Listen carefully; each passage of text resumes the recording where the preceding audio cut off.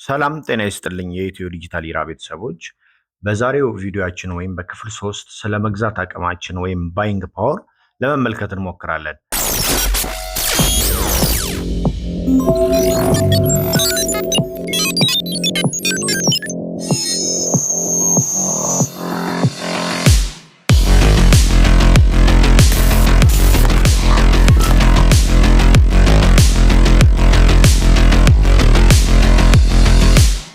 በቅድሚያም ወደ ሎት ሳይዝ እንሂድና ሎት ማለት ምን ማለት ነው ወደሚለው እንሂድ።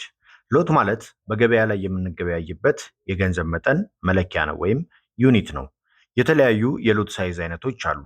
ስታንዳርድ ሎት፣ ሚኒ ሎት፣ ማይክሮ ሎት እና ናኖ ሎት የሚባል አለ።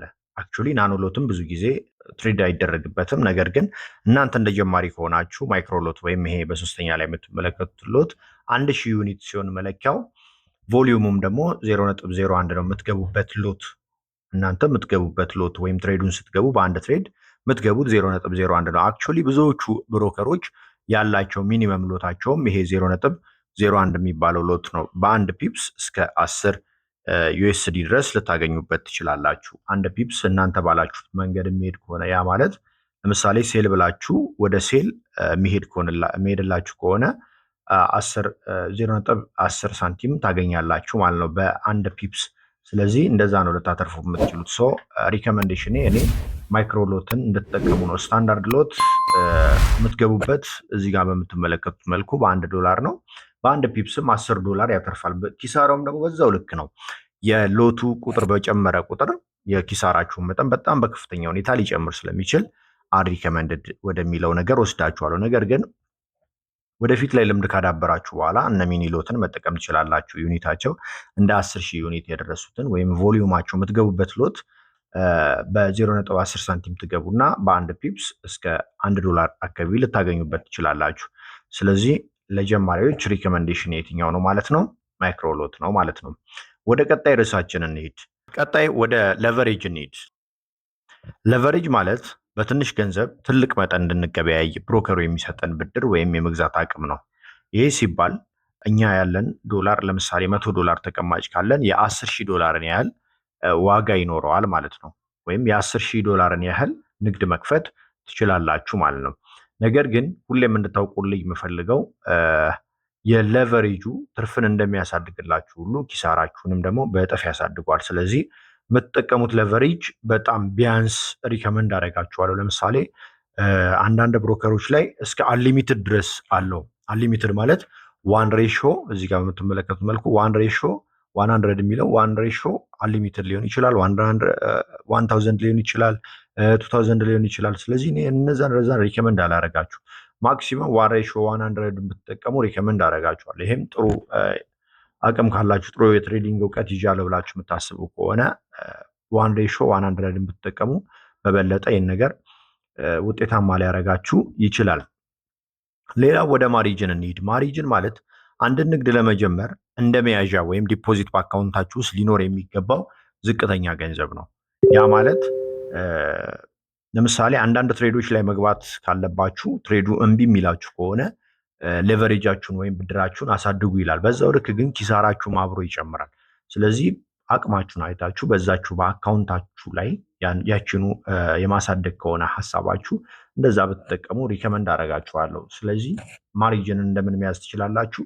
ማሪጅን ያንን ገንዘብ እንደ ማስያዣ ነው የምትጠቀሙት። ሌላው ምንድነው? ፍሪ ማሪጅን አለ። ፍሪ ማሪጅን ማለት ከንግዱ ውጭ ያለ ገንዘብ። በዛው ልክ ደግሞ ማሪጅን ኮልም አለ። ማሪጅን ኮል የሚበራባችሁ ከሆነ ማስጠንቀቂያ ነው ማለት ነው። ስቶፕ አውት ሊያደርግባችሁ ነው። ስቶፕ አውት እና ስቶፕ ሉዝ የሚባሉ ነገሮች አሉ። ስቶፕ ሉዝ ኪሳራ፣ ይሄኛው ኪሳራ እንዳያደርስብኝ ብላችሁ የምታስሩት ነው።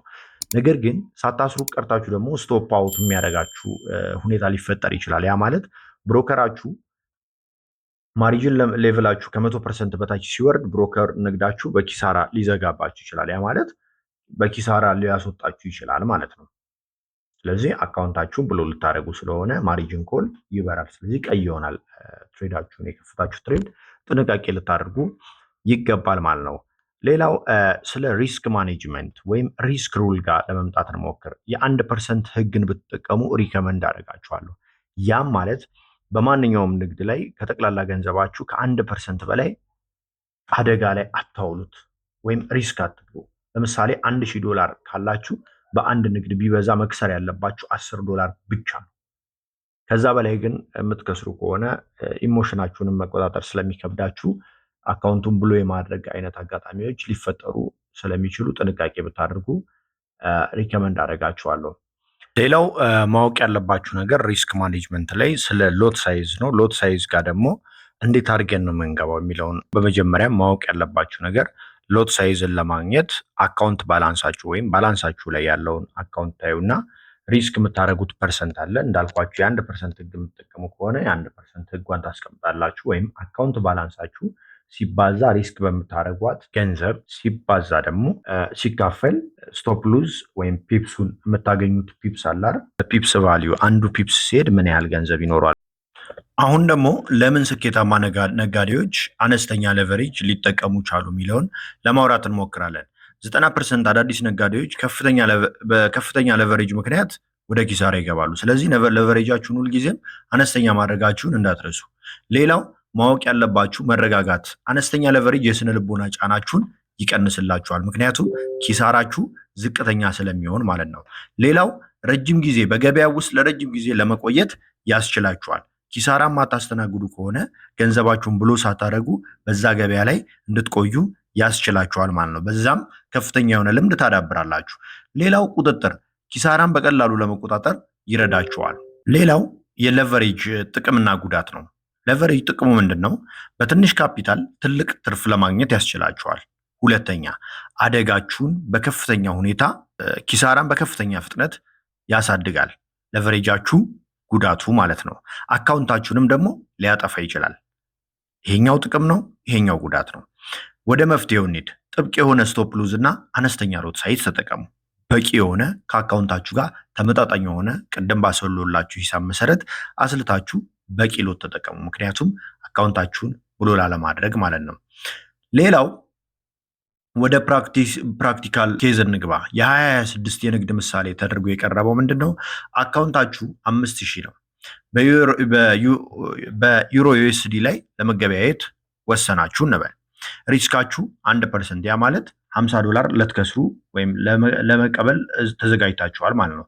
ስቶፕ ሉዛችሁ መሆን ያለበት 25 ፒፕስ ነው።